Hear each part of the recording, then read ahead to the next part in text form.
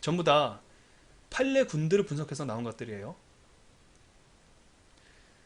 불이익 처분이 가중 처분의 요건인 경우 부가 복명이라고 적어 드렸습니다.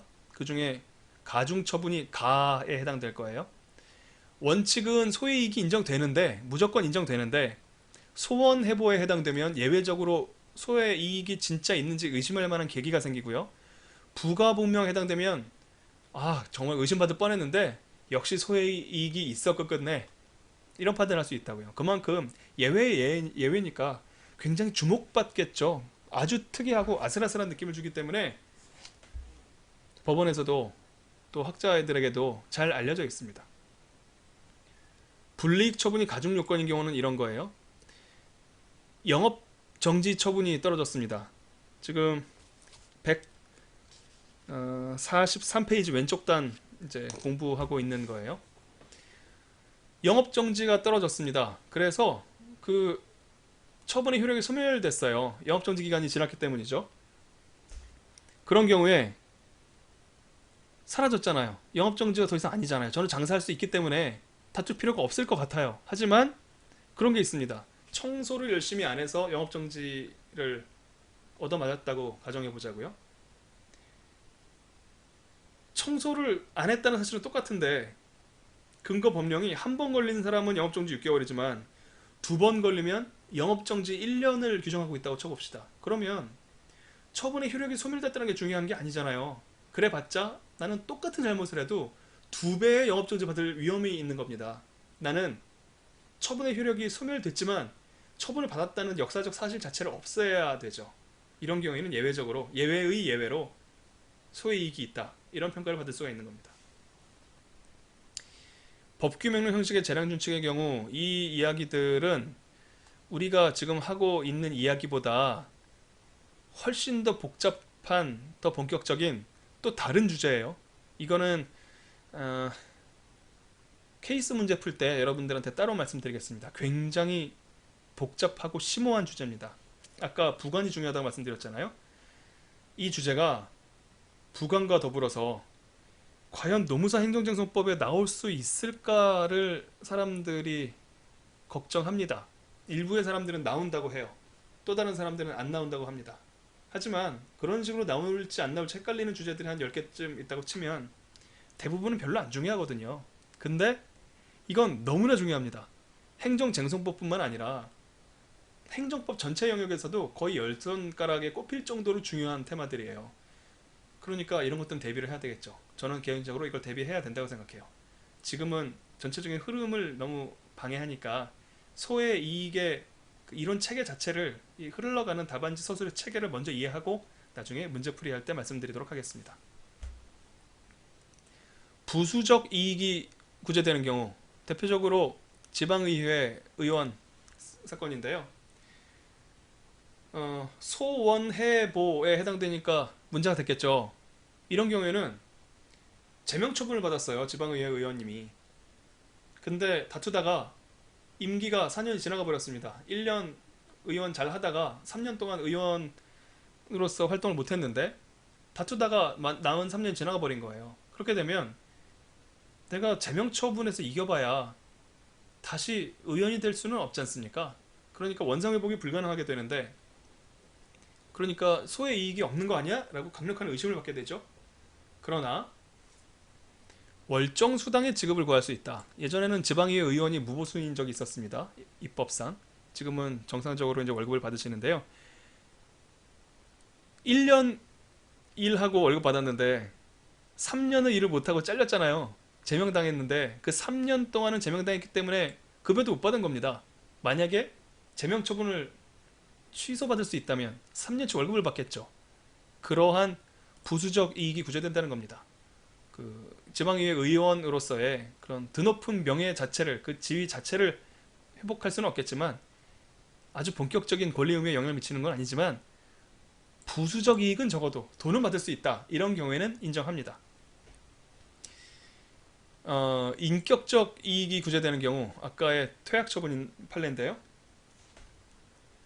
어차피 대입시험 볼 수 있으니까 검정고시 합격했다 그랬잖아요. 검정고시 합격이라는 사정 변경 때문에 더 이상 소를 진행할 필요가 없는 거 아니야? 라는 강력한 의심이 생긴 겁니다.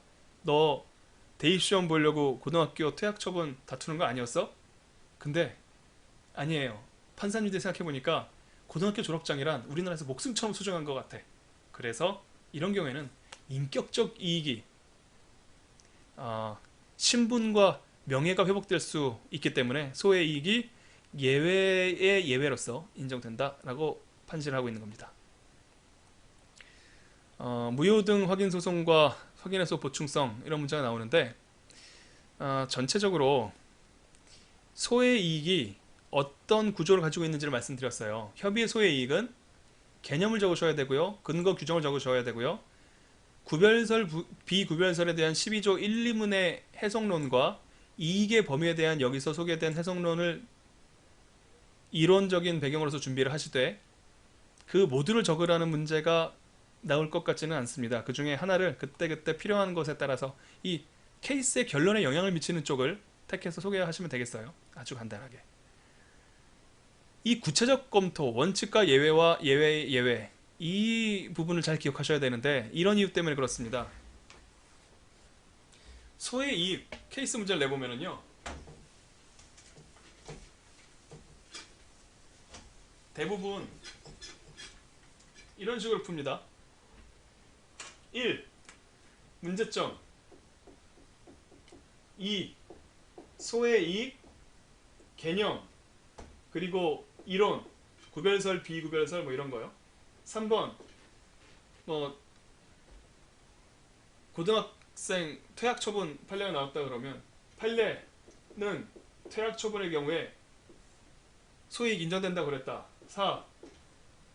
사안의 해결 검토. 판례가 그러는데 이런 경우에는 소이익이 있대. 그러니까 나도 있는 것 같다. 5. 결론. 이렇게 적어요. 없어 보이지 않습니까? 아이, 판례가 그렇다니까 나도 그런 것 같아요 라는 얘기잖아요. 이렇게 쓰지 마시고, 우리는 공부를 제대로 했잖아요. 소의 이익이 왜 문제되는가부터 시작해서 이론을 정확하게 알고 있다는 거를 과시만 하면 의미가 없죠. 문제 해결에 내가 결론을 도출하는 근거를 아주 탄탄하게 제시하는 데 도움이 되기 때문에 이렇게 하시라는 겁니다. 1. 문제의 소재, 문제점 적어요. 2번 소의 이익 개념을 적고 이론으로서 구별설, 비구별설 적고 이익의 개념 적는 것까지는 여기랑 똑같습니다. 하지만 3번이 달라요. 소의 이익의 근거요. 이거 얘기는 원칙을 다투는 겁니다. 원칙을 다루는 겁니다. 근거 원칙이 소권 남용 금지라는 신의칙상 원칙이라고 했죠. 그러니까 원칙적으로 대상적 격과 원고적 격이 인정되면 소의 이익도 당연히 인정된다는 원칙을 보여주는 겁니다. 그러나 예외적으로 소원해보에 해당되면 이 원칙이 의심받는다는 걸 보여주는 거예요. 세 번째로 부가봉명에 해당되면 그럼에도 불구하고 소의 이익이 있다라는 결론이 나온다는 겁니다. 그러고 나서 판례를 아닌 게 아니라 고등학생 판례에서 판례도 소의 이익이 있대 이렇게 소개한 다음에 5번 사안의 해결을 1. 대원칙상 대상적 격과 원고적 격이 인정된다. 그러니까 소의 이익도 인정될 확률이 대단히 크다. 하지만 이것은 소원해보 중에 권리침해 상황이 해소돼 해에 해당되기 때문에 정말 없는 거 아니야? 라는 의심이 생긴다. 그러나 부가봉명 중에 명예회복에 도움이 되는 경우에 해당되기 때문에 소의 이익이 있다. 그러므로 결론 답은 소의 이익이 있다. 이렇게 써야 된다는 겁니다. 너무 다르죠? 이런 판례가 있는데요. 판례가 이렇대요. 그러니까 저도 그런 것 같아요. 이런 거하고는 아예 품격이 달라요. 이렇게 이론적인 이해와 수준을 보여주는 답안지에 교수님들은 감동하지 않을 수 없습니다. 그 감동은 점수로 표현되지 않을 수 없습니다.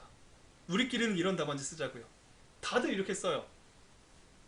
교수님들 서술하시는 교과서들도 많고 강사님들 책들도 많이 있지만 정말 단 한 권도 빠짐없이 다 이렇게 씁니다. 그냥 이 이론들 더 자세히 쓰는 것이 교수님 책이고요.